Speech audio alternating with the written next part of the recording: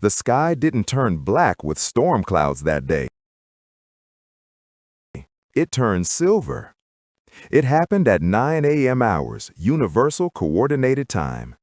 There was no warning from deep space observatories, no radio chatter from Mars colony, no gravitational ripples detected by the sentinels near Jupiter. One moment, the sky was clear. The next, the sun was blocked out by the hulls of 3,000 distinct vessels. They hung there in low orbit, defying physics, defying gravity, absolute in their silence. They were beautiful in a terrifying way, sleek, iridescent teardrops that shimmered like oil on water. To the Xylanth Dominion, this was a Tuesday, a standard annexation procedure. To the people of Earth, looking up from traffic jams in New York, rice paddies in Vietnam, and skyscrapers in Dubai, it was the end of history. For 3 hours, they did nothing. They let us sweat. They let the panic set in. They let the internet crash under the weight of 1 trillion terrified messages. Then, every screen, every speaker, every digital interface on the planet synchronized. The face that appeared wasn't monstrous. It was almost angelic, pale with large violet eyes and an expression of pity. This was High Exarch Valen. He spoke, and his voice was dubbed into every human language simultaneously by an AI so advanced it captured local dialects. "Inhabitants of Sol 3, he said, his voice smooth as silk. Rejoice! The chaotic era of your infancy is over. You have been assessed by the Dominion and found suitable for integration. You will lay down your weapons. You will dissolve your governments. You will submit to the guidance of the High Council. Resistance allows for the sterilization of your surface. Compliance guarantees your survival as a client species. You have 24 standard hours to unconditional surrender." The screen went black. The timer began. Now, to understand what happened next, you have to understand the Xylanths. They were an empire 5 million years old. They had assimilated 400 species. In their experience, civilizations at our technological level, type 0.7 on the Kardashev scale, always surrendered. Why wouldn't we? They had mastery over energy, gravity, and biology. Resistance wasn't just futile, it was mathematically impossible. They viewed the universe through the lens of logic and self-preservation. If an enemy has a gun and you have a stick, you drop the stick. That is the universal law of survival. But the Xylanth had made a critical error in their assessment of humanity. They had analyzed our internet, our broadcasts, and our history. They saw a fractured species. They saw us fighting over borders, over resources, over gods. They saw a species that spent more time killing each other than reaching for the stars. They concluded that we were weak, divided, and desperate for order. They didn't understand that our history of warfare didn't make us weak. It made us arguably the most dangerous experts on violence in the local cluster. They didn't understand that while humans hate each other, we hate being told what to do by outsiders a whole lot more. The 24 hours ticked by. The panic was real, certainly. Riots broke out.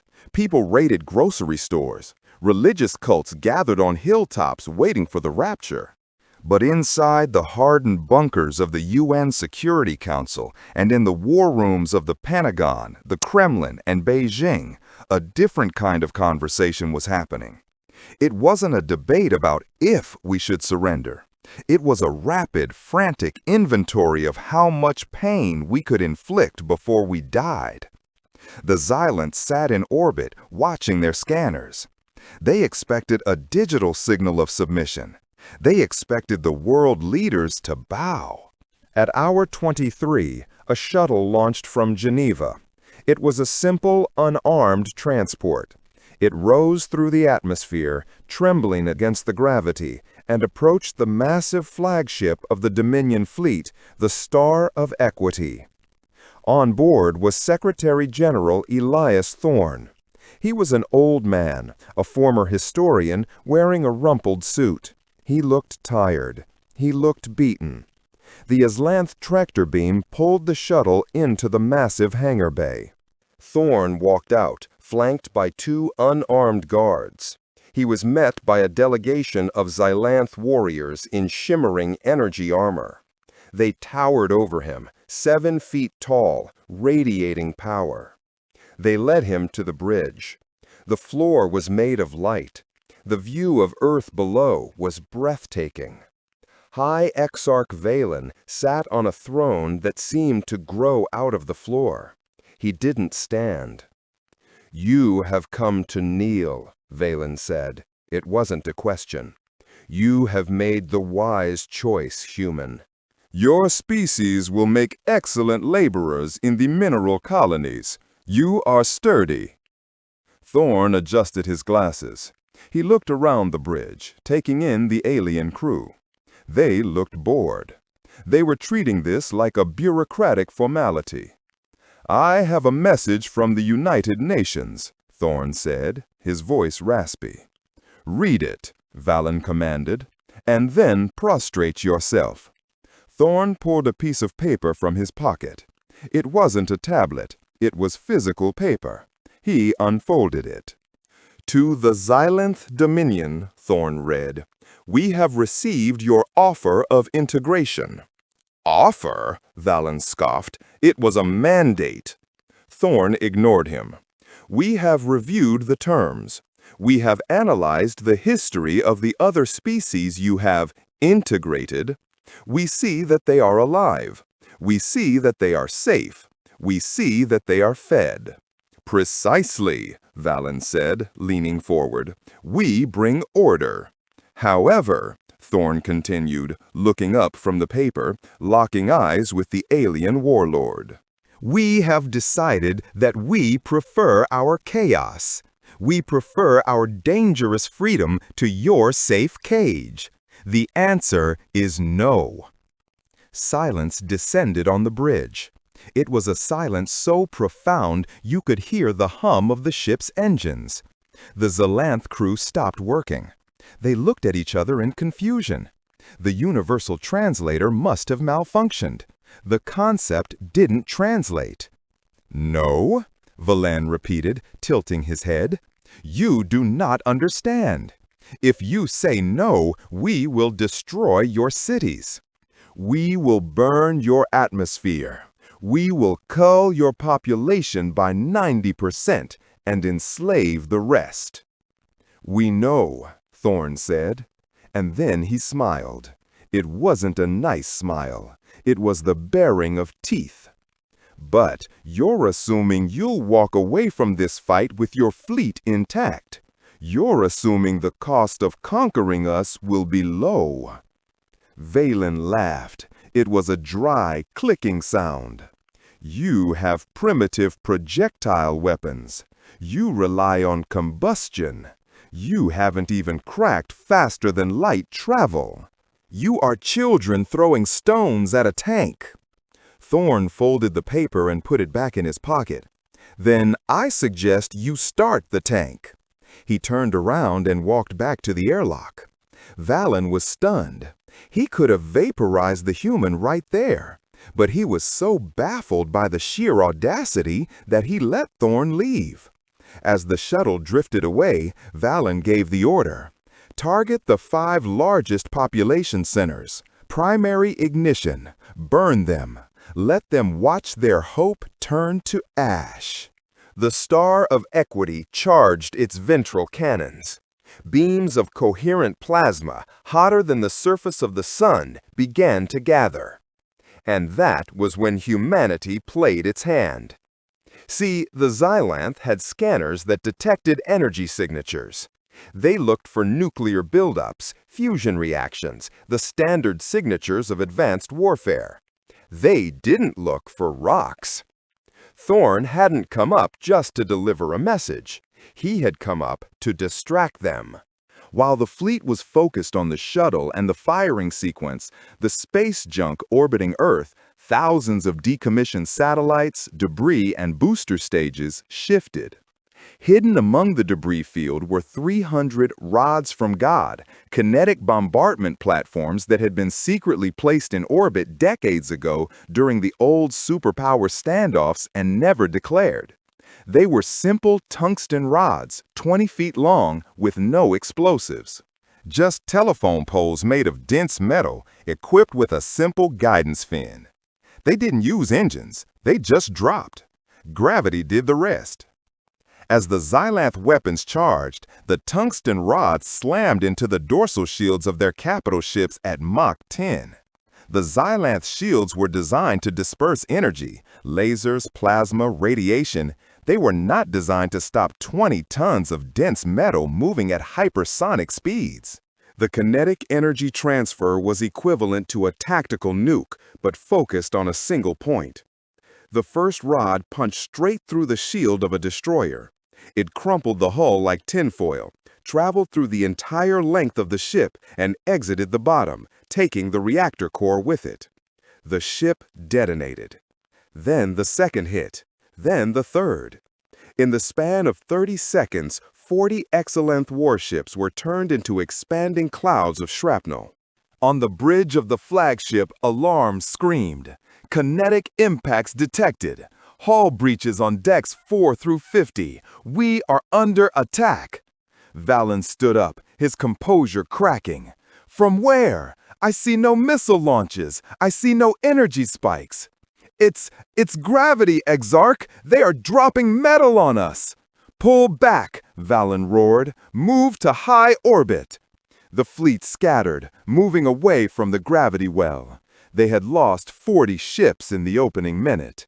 It was a bloody nose, not a defeat, but it shattered the aura of invincibility.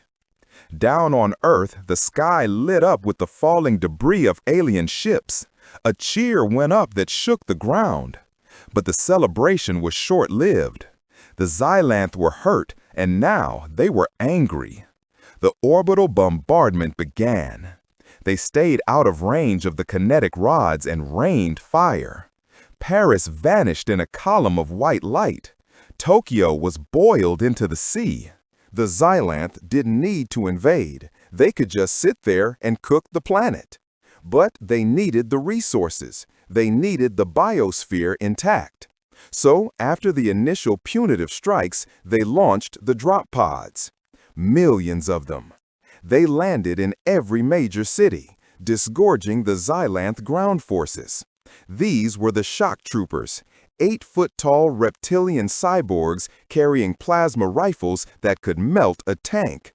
They marched into the ruins of London, New York, Moscow. They expected cowering civilians. What they got was the most vicious, insane urban warfare the galaxy had ever seen. You see, Xylanth warfare was ritualized. It was clean.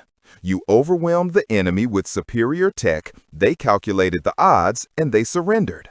They had never fought a species that didn't care about the odds. In the ruins of Stalingrad, a city that knew a thing or two about refusing to die, a squad of shock troopers moved down a snowy avenue. Their sensors swept for heat signatures. Suddenly, the rubble on either side of them exploded, not with lasers, but with IEDs made from fertilizer and rusted artillery shells. The force knocked the troopers down. Before they could rise, humans swarmed them. These weren't soldiers, they were civilians, mechanics, teachers, grandmothers. They didn't have plasma armor.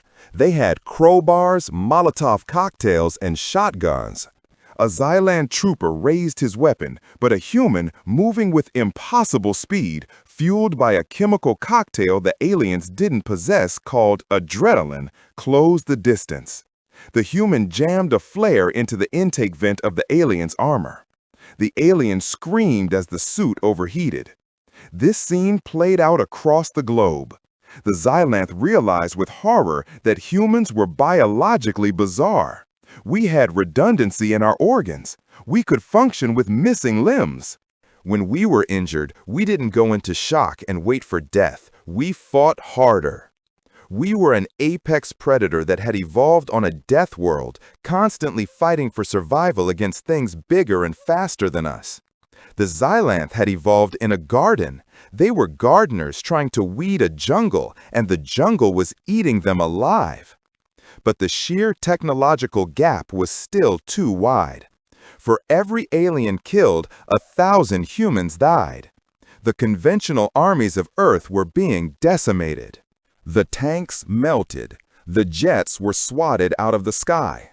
By day 3, the resistance was being pushed back. The Xylanth had established forward operating bases. They were building atmosphere processors to make the air more suitable for them. High Exarch Valen broadcasted again. Your resistance is annoying but futile. Look around you. Your cities are dust. Your leaders are dead. Surrender and the pain stops. Somewhere in the Nevada desert, deep underground in a facility that didn't officially exist, General Sarah Vance looked at the broadcast and spat on the floor. "Is it ready?" she asked. A scientist, trembling, nodded. "General, this is suicide. We've never tested it on this scale. It could strip our own ozone layer. It could fry every piece of electronics on the hemisphere." "They're terraforming us, Doctor," Vance said, loading a magazine into her sidearm. "If we don't do this, there won't be anyone left to use electronics. Initiate Project Thunderhead." The Xylanth relied entirely on energy shielding. It was their greatest strength. It made them invulnerable to nuclear missiles because they could just detonate the warheads before they impacted.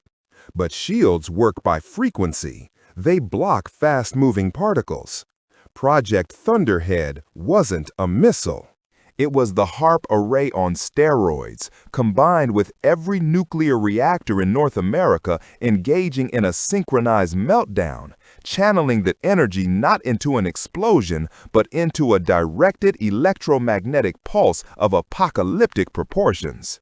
Vance turned the key. A beam of invisible energy shot up from the desert floor. It wasn't aimed at the ships. It was aimed at the ionosphere above the North American continent. The atmosphere turned into a lens. The pulse magnified, bounced, and slammed into the low-orbit fleet. For the humans, the lights went out. Cars stopped. Phones died. Total darkness. For the Xylanth, it was a catastrophe. Their ships were biological technological hybrids. The EMP didn't just turn off the lights, it gave their ships a stroke. The neural links connecting the pilots to their vessels fried. The gravity drive spasmed. Hundreds of dropships plummeted from the sky like stones. The massive destroyers in low orbit drifted, their shields flickering and dying. "Now!" Vance screamed into a hardened, shielded radio. "Launch everything! If it flies, get it in the air!" This was the turning point. The playing field had been leveled. The aliens were blind, their communications down, their big guns offline. Humanity swarmed. We launched old fighter jets from the 1970s that didn't rely on fly-by-wire computers. We launched civilian crop dusters strapped with explosives. We launched SpaceX rockets reprogrammed to ram. The battle for the skies above Earth became a chaotic knife fight. On the ground, the Xylanth armor locked up without power.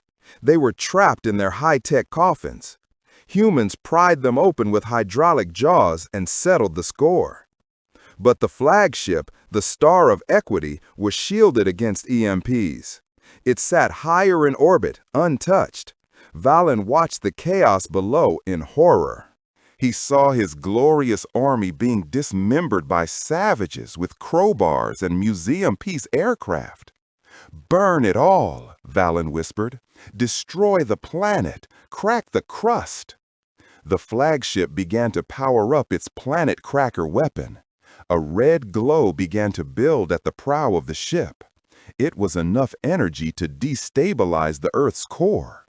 "Target lock in 3 minutes," the computer chimed. There was nothing on Earth that could reach them in time. The missiles had all been spent or neutralized.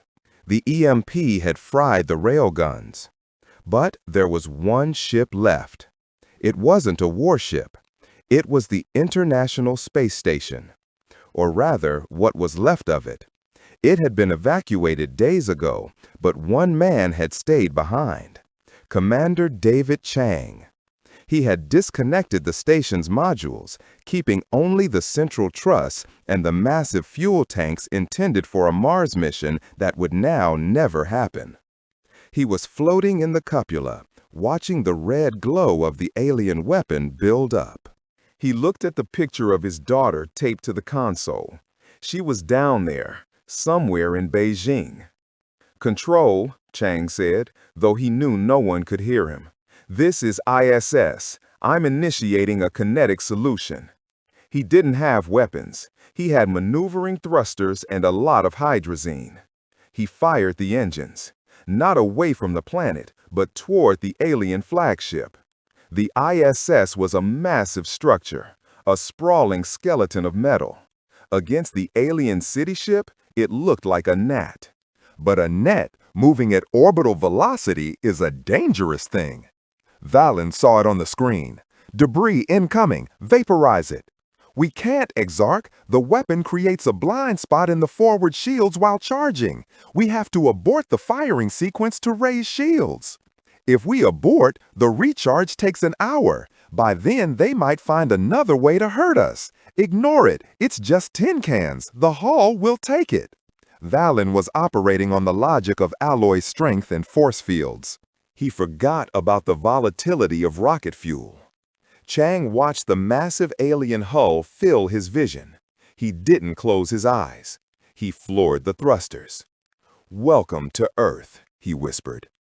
The ISS slammed into the primary weapon port of the Star of Equity just as the energy reached critical mass. The impact shattered the station instantly. But the momentum drove the fuel tanks deep into the firing chamber. The hydrazine ignited. The explosion wasn't huge by space standards, but it happened inside the barrel of a gun that was holding the power of a supernova. The containment field failed. The planet cracker energy had nowhere to go but backward. A blinding flash of white light illuminated the dark side of the Earth.